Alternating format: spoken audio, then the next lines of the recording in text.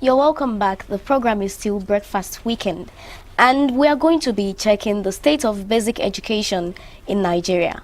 As Malcolm X said, education is the passport to the future, as tomorrow belongs to those who prepare for it. Well, the aspect that we'll be delving into is that of basic education in the country. We have with us Dr. Ayodele Alonge. You're welcome, sir. Thank you very much. Good morning. Good morning. Good morning. So, okay, go. Okay. Well, basic education in Nigeria, how would you describe it? Well, what I would say about basic education in Nigeria is that we are not really getting to the standard that the UNESCO and the standard of SDG about basic education in Nigeria. You know, recently Nigeria is ranked of having the highest number of out of school globally, not only in Africa, globally. You know, we may say that maybe because of our population anyway. And looking at the development, there was a lot of development in the basic education, whereby we have a UNESCO program called Education for All, and which is for everybody, whereby they take education to people in rural area, nomadic and so on. But in a recent survey, we can discover that Nigeria has dropped. Before, we have about 10.5 million boys and girls who are out of school. But now the research that came out around September last year, done by UNESCO together with Nigeria, we now discover that we have about 13.2 million young people out of school. So with this, I would say that we are not improving, we are not recording a good success in terms of basic education. Okay, go. I want to say basic education, we mean based on, according to the definition given by UNESCO, is education from primary school and lower secondary school, which is at least 9 years of education, uninterrupted education between that level. When you have that, you know that you have basic education. So if we're talking about basic education as it concerns Nigeria, are we talking about, you know, you gave the statistics now about out of school children. Is that because the education system is off in a way, or because people are just not encouraged to send their wards to school? Well, I must tell you that the government is really trying, you know, putting everything in place. For example, recently you can see what the Buhari government is doing by the feeding children in school. School feeding. Because one, part of the problem is that poverty is also causing people to leave school. You know, the parents don't have money to pay, or they don't even have money to take breakfast. So as a result, you know, that's one of the reasons why people are not going to school or dropping out of school. That's one, and government is trying to stop that one by saying you can eat in school, come and eat. Even though you are very poor, you know you are going to have an egg and a rice when you get to school, and people are really improving in that. Not only that, ignorance also is part of it. Some parents still believe that education is not for my children. You know, we can go to farm. You know, they can do other things. You know, they can go and learn. They don't know that they still need that basic knowledge, basic education from primary 1 to GSS 3. So after that, they can decide whether they want to go and learn trade or to do other things. But they need that basic education, the literacy. They need it. I'm happy that you have emphasized the fact that basic education is important and it's needed. Now let's look at the ones who are indeed in school, you know, in primary school and lower secondary school.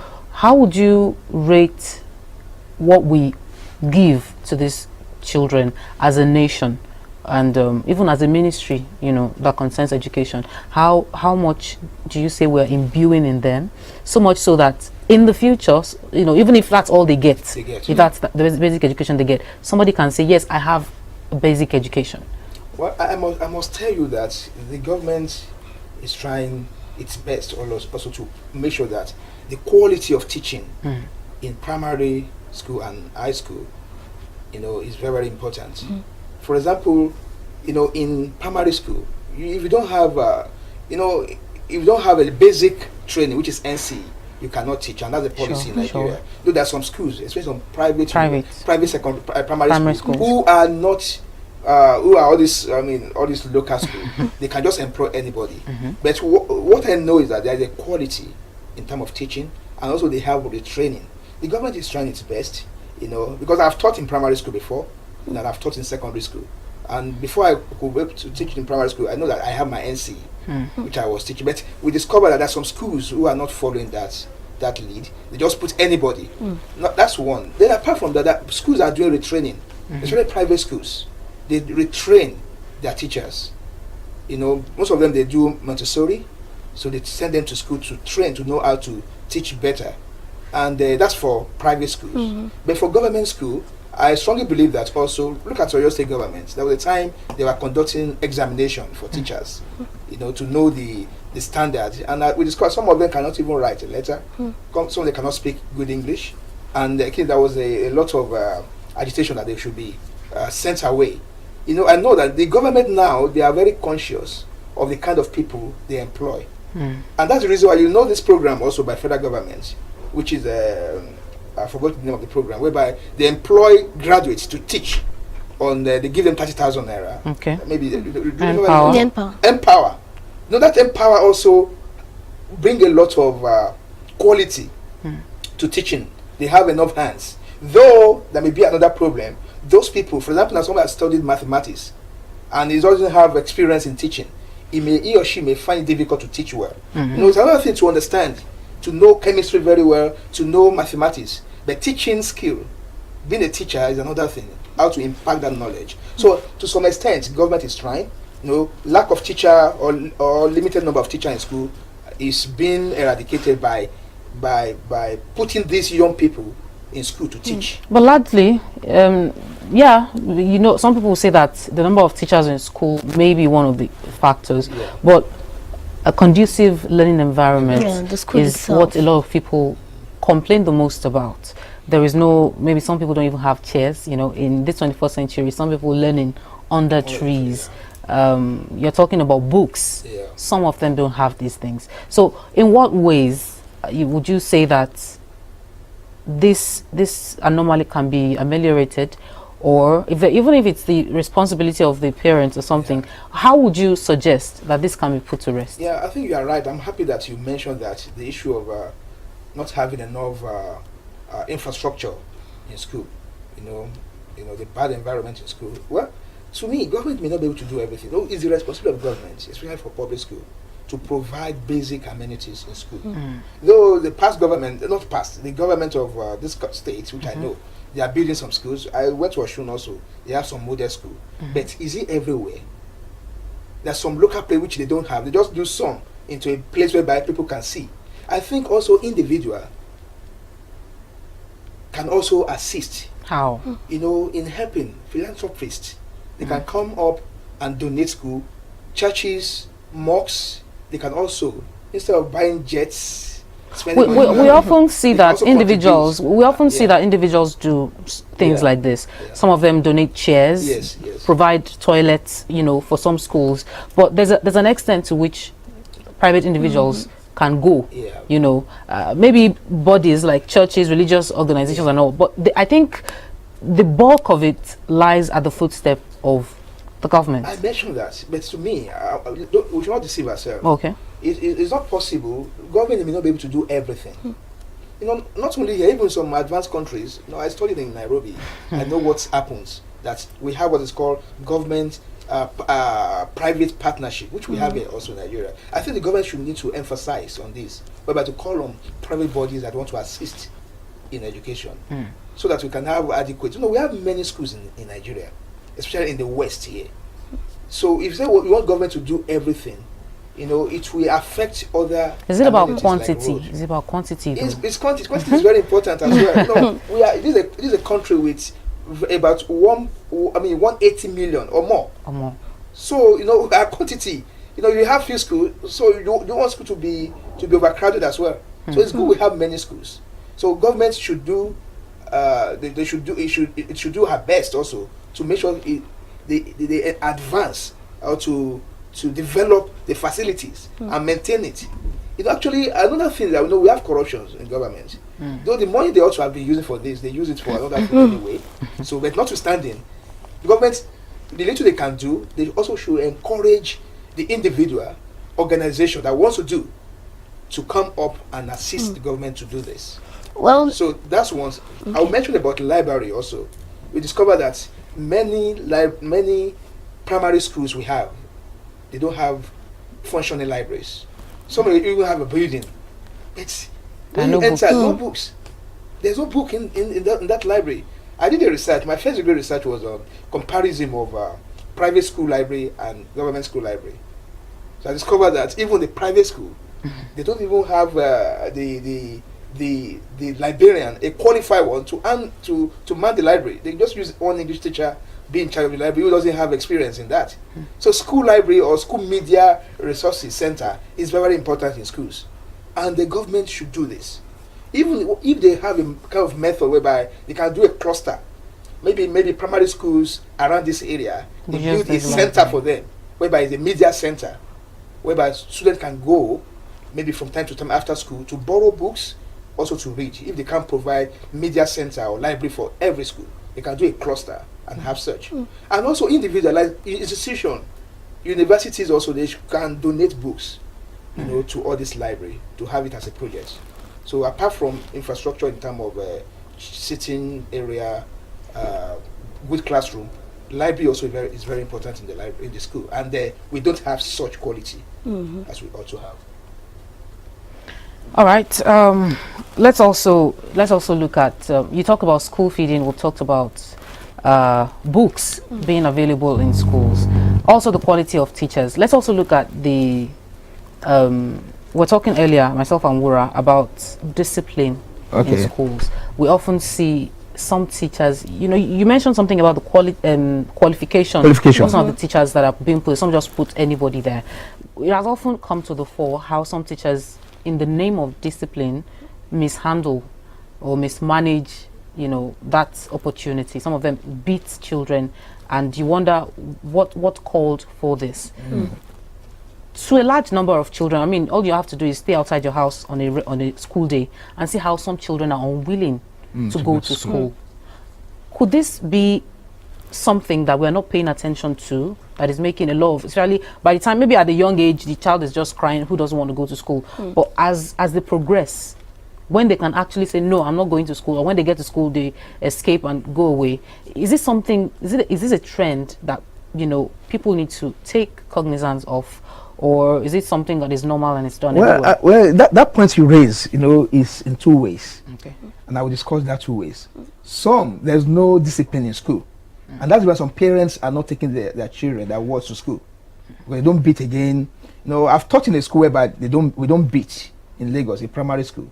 But we have a way of disciplining our children, our students. Okay. Talk to them, speak to their head, and they will understand. But we don't use cane. That one is one side. So some parents who have taught believe that one is also not good. That those children will be spoiled child, and so on. They don't have home training, and also they don't have school training. That's one. The other one you mentioned, that one is more common in the public schools anyway, about beating. Why the beating? I've been a victim of that when I was in primary school. A teacher always beat me. I don't know, and I'm a very gentle person. As a result, even the son, I taught the son later in school. Did you take revenge? No, I don't do that because I'm trained. Because of that experience I have, I don't beat. And also, training is very important. Some, because they are not trained as a teacher, they may not know how to handle the class control, and they can easily get annoyed about a little thing aside beating, frustration, and again, that frustration may come as a result of salary. How much are we paying them, these teachers? If we are paying them 30,000 per month, 40,000, does it come regularly? Some, they don't have salary for 6 months. So they may be trying to transfer that aggression, that annoyance to students and just beat anyhow. So now it's just a matter of training. If you are well trained as a teacher, to me, you will know how to handle your class or your student without just beating. But beating also can even turn to another thing. So I'm not saying that we don't have beating. They beat people, and it's good to beat anyway. Really? But not to overbeat. No. Even is in all the religious book, Bible, Quran, that when you take rod out of children, you are spoiling that child. But don't we have more creative ways to correct a child? In this country, that's what I'm saying. I would use that creative way when I was teaching, whereby you talk to them, you discipline them, you don't beat. But I won't say that you should not beat at all. But when you do it more, or you just beat Some people, you beat them, you won't tell them the reason why you are beating. You beat. You know, to me, I'm not an advocate that you should not beat. But don't just beat anyhow. If you use all the means to speak to that child and it's not working, you can just beat from time, I mean, not from time to time, maybe a little while. And if it's not changing, you can get a counselor to counsel that child. You should be able to counsel as well. We'll take a break. Now, when we come back, we'll look at the issue of guidance counseling in schools, especially as basic as, you know, having counselors in primary schools and in, you know, junior secondary schools. Okay. We'll take a break now. The program continues in a moment. Just stay with us. Thank you for staying with us on Breakfast Weekend. We are still looking at the state of basic education in Nigeria, and we still have with us Dr. Ayodele Alunge with us discussing the state of basic education. We've highlighted a number of issues that are challenging basic education at the moment, different things, and we're just about to get to guidance counseling. Some people believe that it's something that should be at the, you know, later levels, you know, when you're in school, maybe the university, or maybe when you're deciding, do you want to be a science student, do you want to be a commercial student. Most of the time, that's where guidance counseling is introduced to the average Nigerian student. So I'm thinking, is this something that should come as at maybe primary level, from primary 1, for example? Should a student or a pupil be exposed to a counselor that young? Yes, Considering the fact that choice, the phenomenon of choice, is not something that is widely believed that a child should have. You know, in our African society, choices are being made for a child. So the idea of a counselor being available, do you see that being something that exists at the moment? If it doesn't, is it something that can be introduced? Yeah, I think it is very important to have a counselor or counseling unit in every school, even at primary school. From primary school, because counselor is not only to guide you to select or to pick a career, even to make the right decision from primary school. You know, to counsel you if you have a challenge about the learning system, to observe students. You know, to observe students what is the interest of that child, what is the skill, or what to improve. So to observe, you know, to mentor, and this thing should be from primary school. And that's where we really need it, because that's the foundation. Foundation is very important. You know, no matter the kind of house you want to build, if it's skyscrapers, you want to build just a bungalow, when you don't have that foundation, it will not work. So as a result, it's good to have a counselor or a mentor from that beginning to guide students. Though some schools, let's say public school, they may not have that unit, but teachers should be able to take that function. Class teachers. When we were in school, when I was in the College of Education, we learn we have, it's compulsory guidance and counseling in education and so on. So all teachers are counselors at that stage. But some private schools, I know, they have a special unit, which is counseling department. They counsel the children. But it's good for class teacher to do that, to be able to observe and also to guide the students right. And I know to some extent they are doing that in public schools. You know, to some extent, I would say that.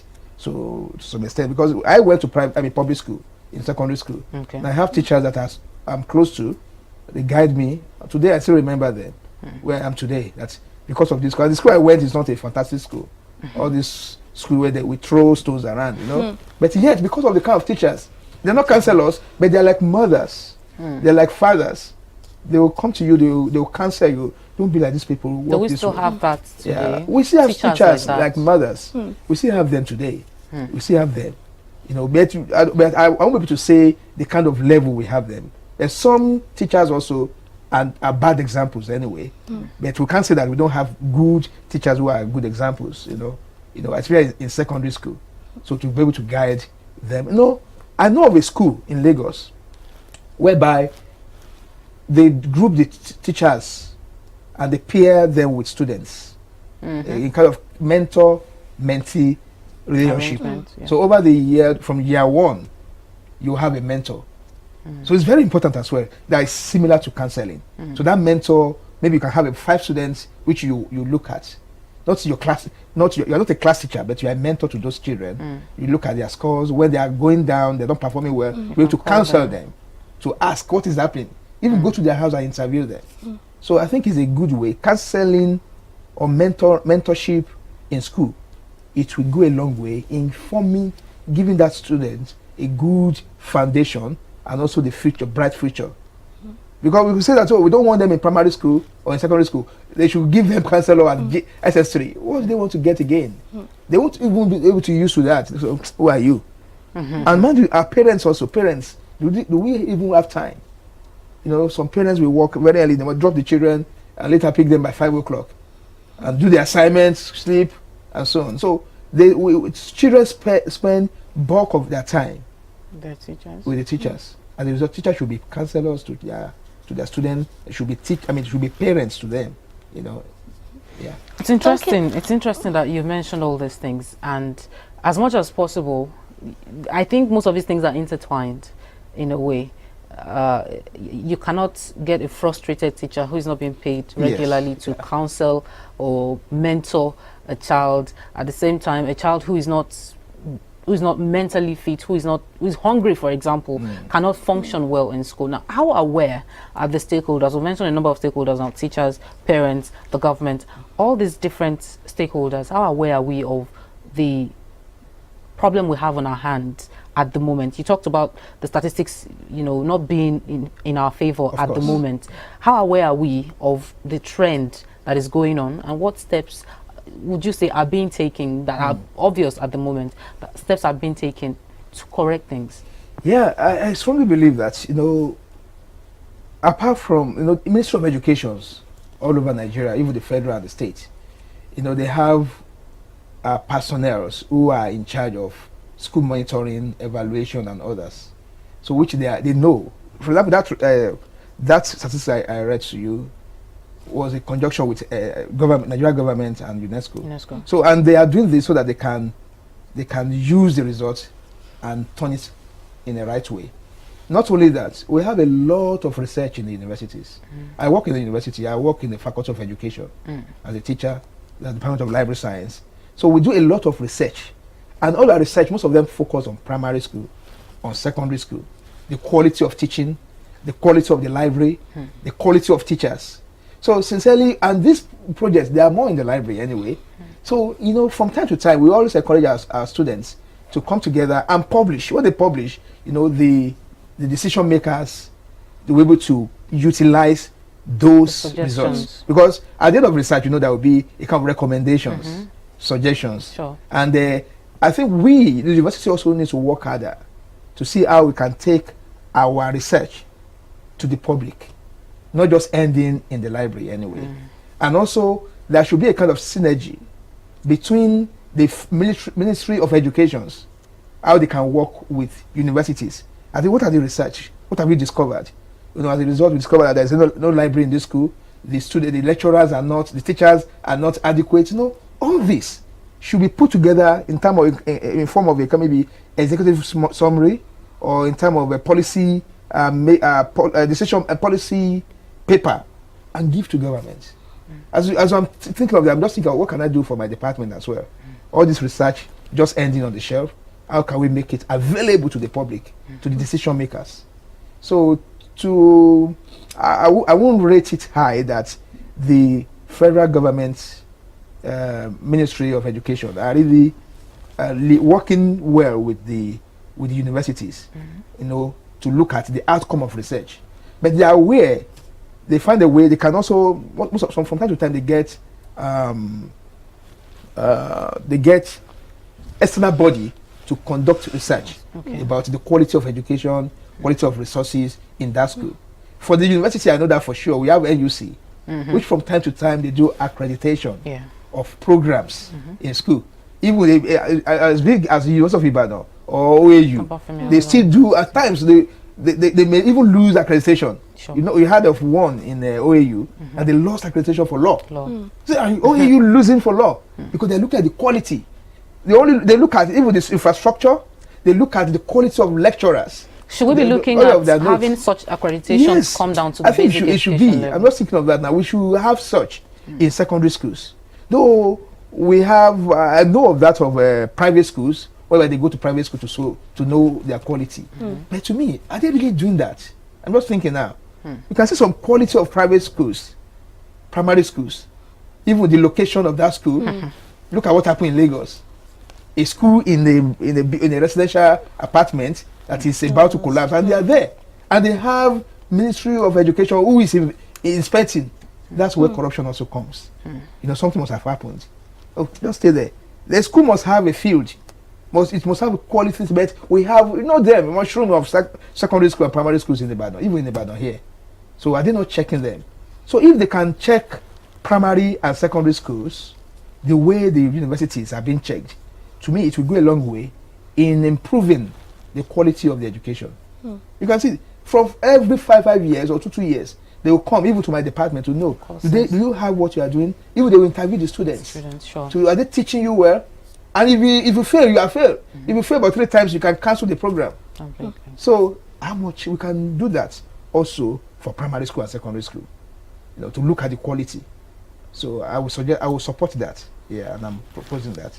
All right. These are very deep suggestions, and I hope that the stakeholders, I mean, what would you say to the parents too? It's not all, you know, the duty of the government. The parents of a child in primary school, for example, what is their role? How can they help to change the look of things? Yeah, parents should know their responsibility. We parents, we should not believe that, oh, I've paid this amount of money for school, so teachers should do everything. Don't even have time to check their book, to ask them questions. Though I know I'm a very busy person. Whenever I pick my children in school, you know, one is in secondary school, I will ask, oh, what did you learn today? Hope you understand that mathematics. If that little I can do, no matter why we have time to do the assignment, you know, assist them to do the assignment anyway. So I think we parents, we should ask questions. Don't just go and pick them and drop them. Some we don't even go and pick them. You send driver to go and pick them, or they come home, and you won't even ask questions. So I think we parents, we have a very big role to play in educating our wards. Don't just leave them in the hand of teachers alone, and even check their notes. Look at the kind of textbook they are using. You know, what are the subjects? Ask them questions. Even from time to time, go to parents teachers meeting. Some of parents, Many parents don't we don't go. That. You know, go to parents teacher meeting and also have the contact of the school, of the class teacher if it's in primary school or secondary school, and call from time to time. So I think we need to do this more, and also to be part of the teaching and learning of our children. All right, thank you very much, Dr. Ayodele Alunge. We've been talking about the state of basic education in Nigeria, and he has made some very, very useful suggestions that I believe that, you know, if the stakeholders involved make use of. I mean, in the next 1 year, we'll be looking at something better as it concerns our education system in Nigeria. Thank you so much for being a part of the show. Thank you for coming. We'll take a break now. We have one more segment coming up. Just stay with us.